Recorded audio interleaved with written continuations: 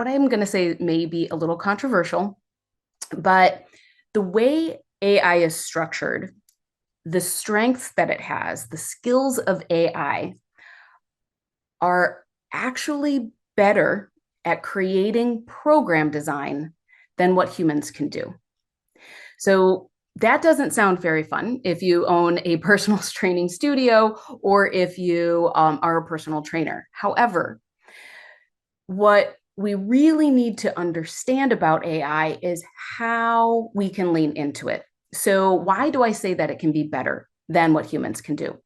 Well, to create a great program, we need to understand the client's goals. We need to understand how much the client slept, how much the client ate, how they're feeling overall. Are they just feeling a general lack of motivation in the day? Have they had a stressful day? Is their heart rate variability off? Do they have pain, right? Overall levels of stress. These are important factors in determining what's the right program for their goals today. And when we see them, we usually don't have all of that information. So most personal trainers, if they've created a program ahead of time, have a program, they're ready, and then they find out that their client slept 3 hours the night before and had an extremely stressful day, right? And then they're left to their own devices in the moment to change the program to fit the needs of the client. And the best trainers can do that. Absolutely true. AI will always be able to do that better. AI will be able to leverage everything we have from watches, from rings, from bands, all of that information and all of that data coming in, and be able to adapt a program in the moment for the client. The client would be able to say, I don't like this exercise.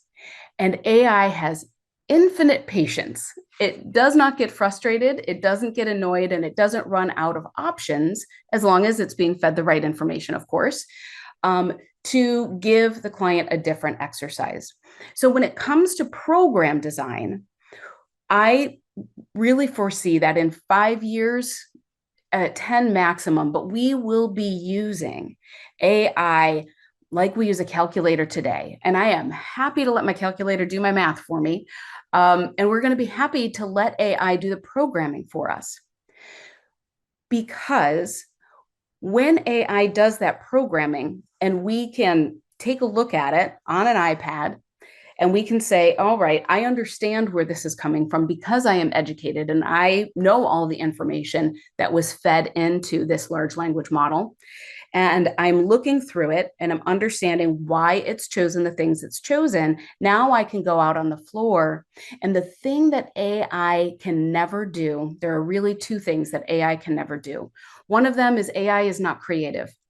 AI only takes in information that we give it and then pumps out information based on that. It categorizes that information. It understands that information that we give it, and it can give information back. It cannot think creatively. We are not in the age of Terminator. It is not sentient. So that's one thing that personal trainers and facilities need to understand is that the AI will never be creative and you have the opportunity to be creative for it. Number two, if I am only as a client using AI and I have all of my bands and rings plugged in and the data is being absorbed into the AI model, and it's 5 o'clock and I'm supposed to log off from work right now and go to the gym, but I don't because I've had a stressful day. I have more work to do. My day got sidetracked. I didn't complete the tasks that I thought I was going to complete, and I decided to stay at my desk.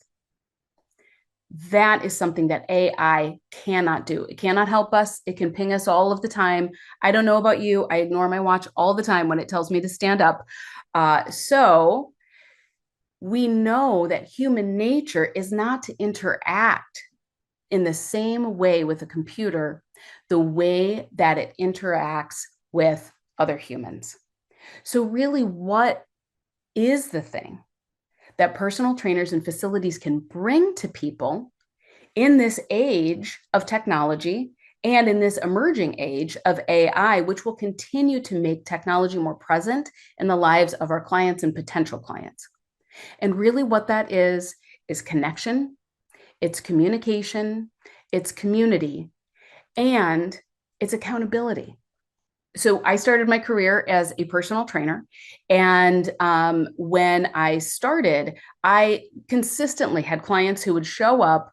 They'd be warming up. I'd come over from a previous client and they'd say, the only reason that I am here right now is because I had an appointment with you. There was no other reason. They would not have gone to the gym except that they had an appointment with me. The other thing that I heard very frequently was the only reason I exercised yesterday was because I knew I was going to see you today and I didn't want to tell you that I hadn't worked out between our sessions. There's an accountability to somebody else, this feeling of responsibility that we do not have to our watches or to a computer or to any programming system. So now we have to change the paradigm of what is personal training? What are we offering to our clients in this age of technology?